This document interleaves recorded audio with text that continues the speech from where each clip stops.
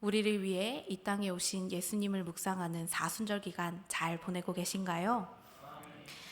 겨울답지 않게 비가 며칠째 이어지고 있어서 괜히 마음도 좀 우중충해지는 것 같습니다. 그런데 겨울에 눈이 아닌 비가 오는 것은 그만큼 기온이 높다는 뜻이겠죠. 올해는 벚꽃 개화 시기가 빨라서 우리나라 최대 벚꽃 축제인 진해 군항제가 그 시작한 이래 62년 만에 개막일이 가장 빠르다고 합니다. 이렇게 겨울이 빨리 가는 것은 좀 아쉽긴 하지만 그만큼 봄이 성큼 다가오는 것 같아서 좀 설레는데요. 우리에게는 봄맞이 부흥회가 다가오고 있어서 더욱 기다려집니다. 그래서 오늘은 옆에 계신 성도님들과 이렇게 인사하셨으면 좋겠습니다. 성도님과 함께하는 부흥회가 기다려집니다.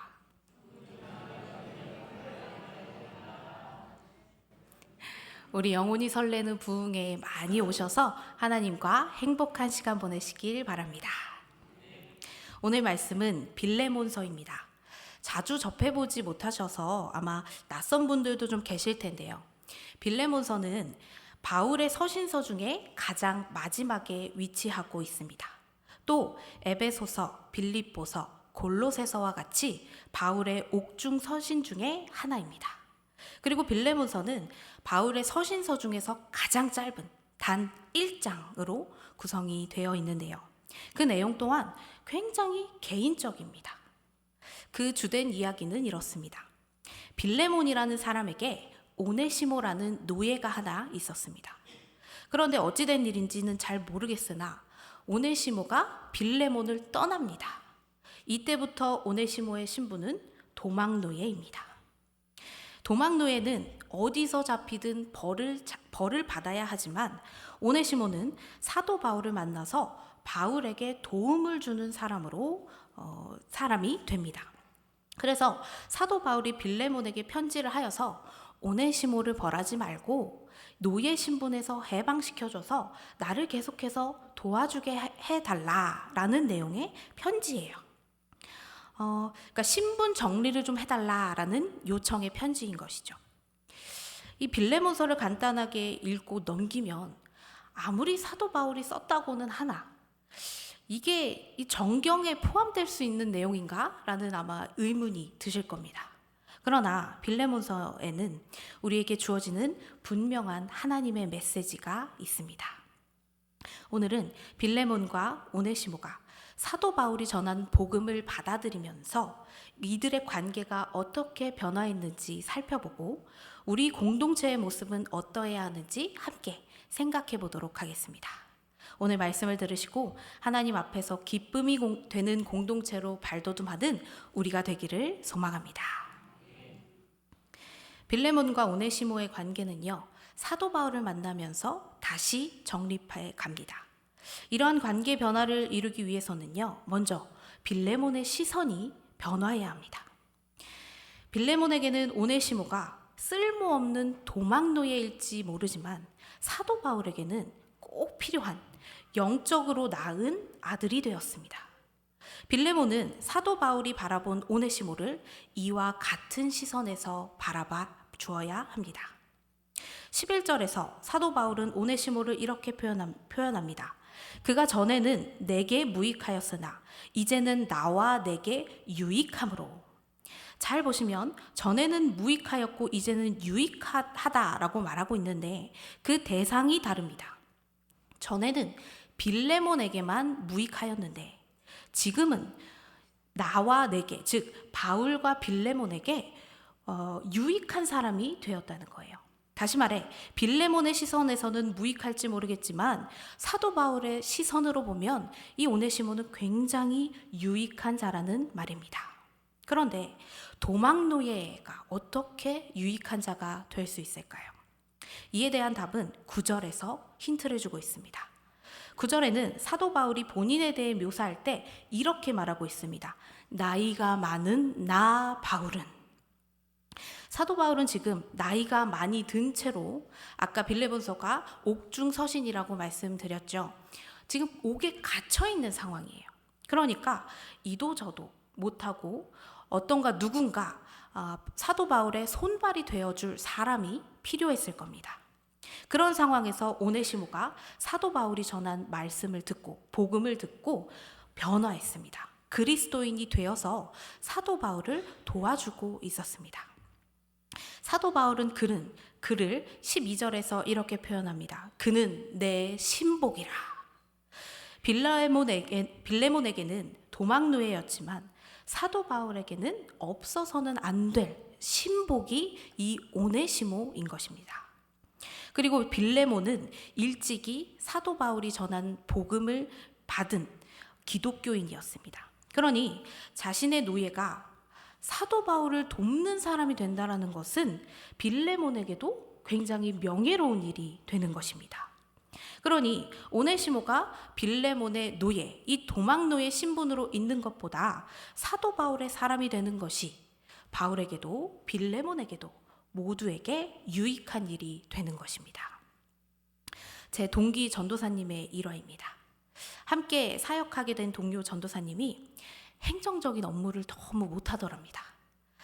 일단 그 사람의 기질 자체가 좀 너무 느려서 그 사람과 조금만 이야기해도 답답한 사람이구나 라는 걸 알게 될 정도라고 이야기를 했습니다. 그렇게 답답하게 지내던 어느 날 급하게 누군가가 찬양 인도를 해야 하는 그런 시간이 찾아왔습니다. 그런데 그 일을 그 답답한 전도사님이 맡게 되신 거예요. 그러니 주변에 함께 하던 동료 전도사님들은 다들 어떡하지 하면서 전전긍긍해하며 의심의 눈초리로 이렇게 바라보고 있었답니다. 그런데 이게 웬걸, 그 전도사님이 목소리가 너무 좋고 발음도 정확하고 음정도 박자도 너무 좋아서 처음 찬양 인도하는 것 같지 않게 굉장히 잘 해내었다고 이야기하더라고요. 그래서 하나님께서 지으신 모든 사람은 무익한 사람은 없는 거구나 라는 걸 깨달았다고 저에게 이야기해 주었습니다. 그렇습니다. 우리 공동체에 속한 모든 사람은 쓸모없는 사람이 한 명도 없습니다.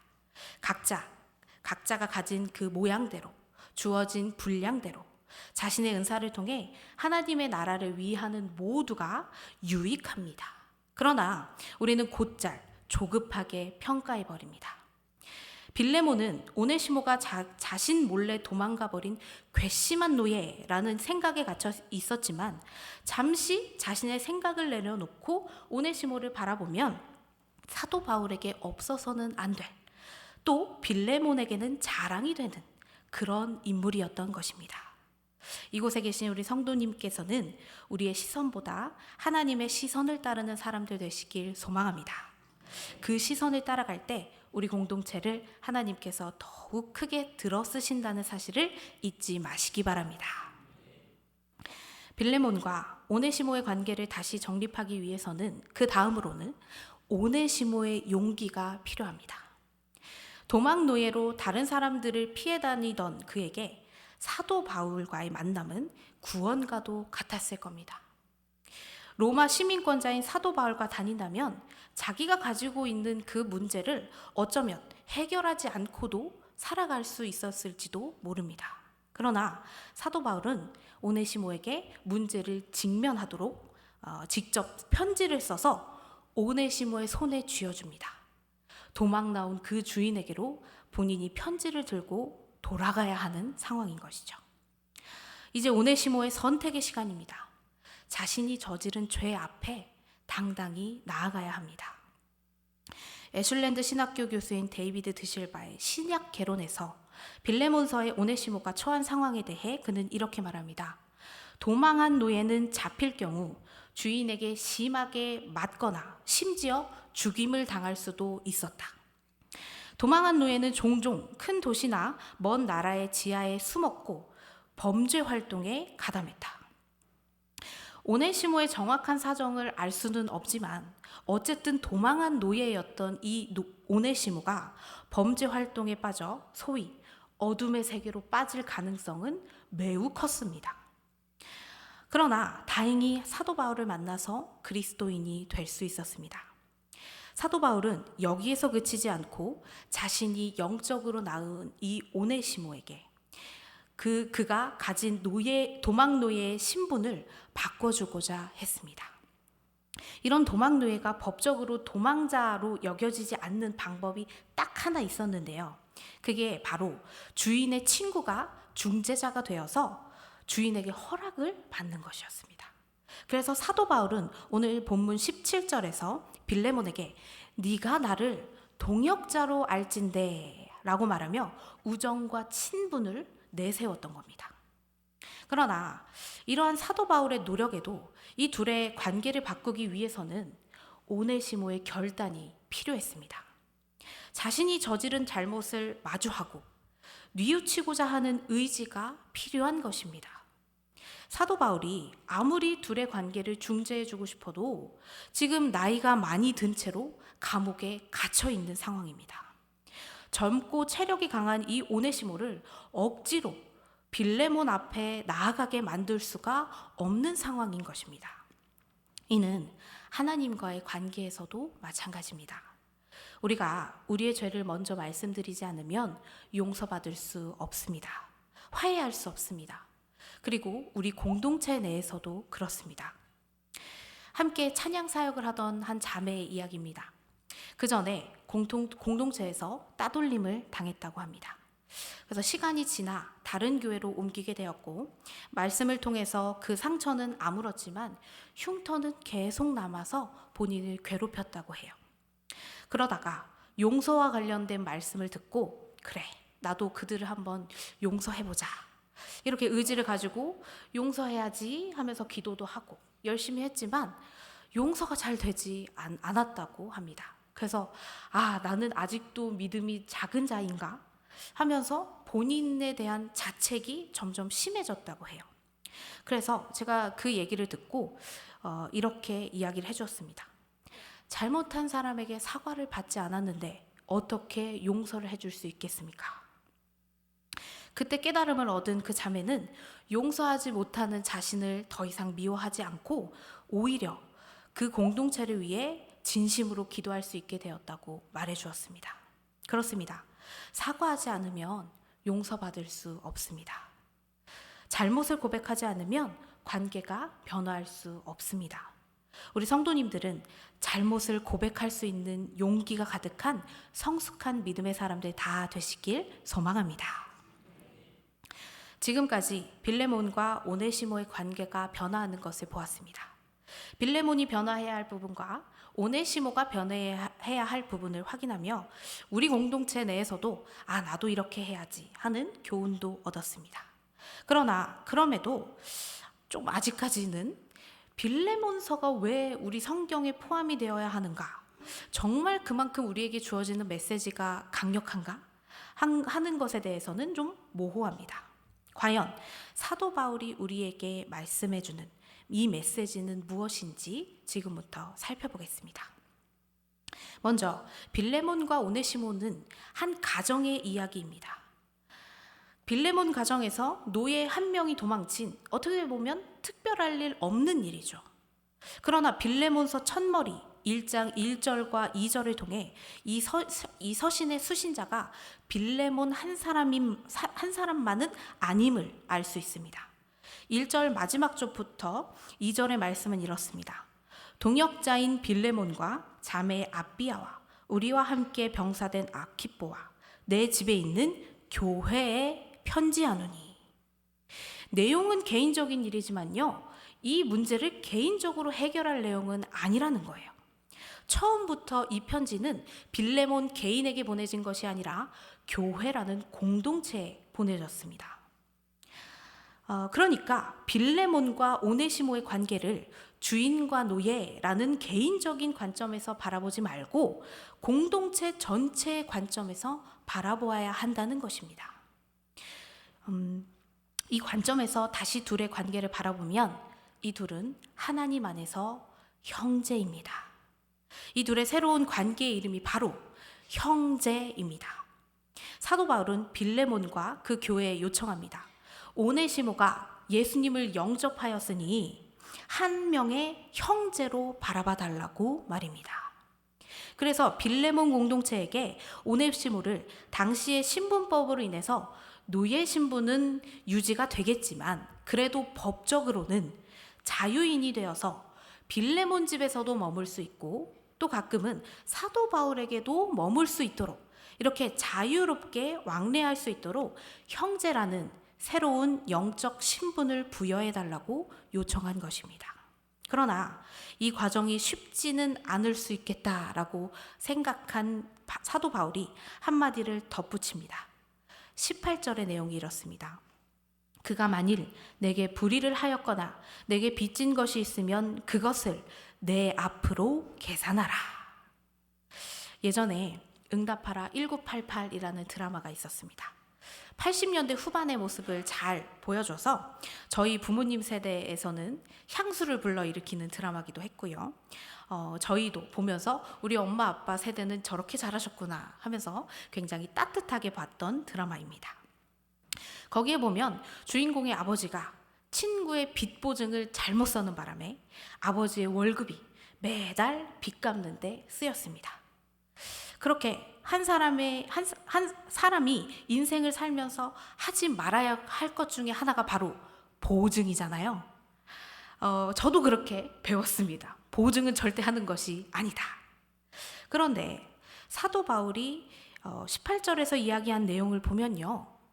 오네시모의 보증을 서주는 이야기입니다. 내 앞으로 계산하라. 오네시모가 빌레몬 공동체에서 형제라는 새로운 신분을 얻는 것을 도와주기 위해 사도 바울은 그를 보증 서는 것을 망설이지 않았습니다. 게다가 19절에서는 더 정확히 이야기합니다. 나 바울이 친필로 쓰노니 내가 갚으려니와. 이 편지 첫머리에 자신의 이름을 드러내었으나 다시 한번 강조하기 위해서 자신의 이름을 드러냅니다. 그리고 이어서 말합니다. 내가 이외에 내 자신이 내게 빚진 것은 내가 말하지 아니하노라. 오네시모가 빌레몬에게 진 빚은 내가 갚겠으나 빌레몬이 사도 바울에게 진 빚은 이제 더는 이야기하지 않겠다는 이야기입니다. 우리의 눈으로 보면 이 얼마나 바보 같은 일입니까?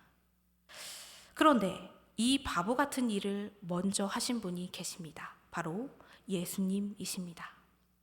예수님께서는 우리를 위해 보증을 서주셨습니다. 우리를 죽음에서 건지시기 위해 자신의 피를 흘리셨습니다. 우리의 죄값을 자신의 앞으로 계산하셨습니다. 그리고 지금까지도 하나님 앞에서 우리의 보증을 서주시고 계십니다. 그것이 바로 중보입니다. 우리는 빌레몬서의 내용을 전체적으로 훑었습니다. 사도 바울은 이 편지를 쓰면서 빌레몬 공동체에게 이 오네시모를 도망노예가 아닌 형제로 바라봐 달라라고 요청하는 것이 주된 목적이었을 것입니다. 그러나 빌레몬서에서 우리에게 주어지는 메시지는 형제 관계를 맺는 것과 더불어 어떤 것이 참된 중보인지를 이야기해 줍니다. 우리는 자주 공동체에 환우가 있거나 또는 특별한 기도 요청이 들어온 경우 그를 위해서 함께 중보 기도를 합니다.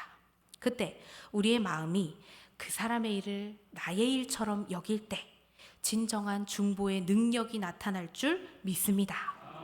아까 말씀드린 그 드라마 응답하라 1988에서 드라마가 끝날 즈음에 아버지가 보증을 서줬던 사람이 자기가 빚을 다 갚았다며 그동안 내 빚 갚아줘서 고맙다며 찾아오는 일이 있었습니다. 현실에서는 진짜 기적 같은 일이고 드라마일 뿐이다 라고 이야기하실지 모르겠지만 우리가 영적으로 보증 서주는 인물이 예수님을 영접하고 질병이 낫게 되고 걱정하던 문제가 해결되면 그것만큼 기적 같은 일이 어디 있겠습니까? 우리 서대전교회 성도님들은 오늘 빌레몬서에서 만난 사도 바울과 같이 한 영혼을 그의 출신이나 외모 또는 부귀와 상관없이 형제 자매로 받아들여 주시길 바랍니다. 그래서 그 형제 자매를 위해 하나님 앞에 주님, 그 사람의 과오는 제 앞으로 계산해 주세요 라고 하는 그 마음으로 중보하시는 귀한 우리 믿음의 사람들이 다 되시길 소망합니다.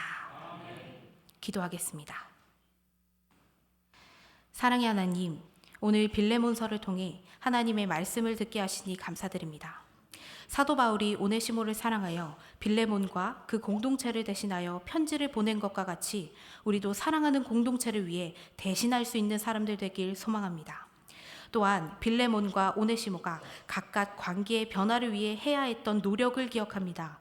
빌레몬이 오네시모를 바라보는 시각을 달리해야 했던 것처럼 우리의 시선이 주님을 닮게 인도하시고, 오네시모가 자신의 죄를 마주하고 용서를 구해야 했던 것처럼 우리도 주님 앞에 회개하며 나아올 수 있는 용기를 허락하여 주시옵소서.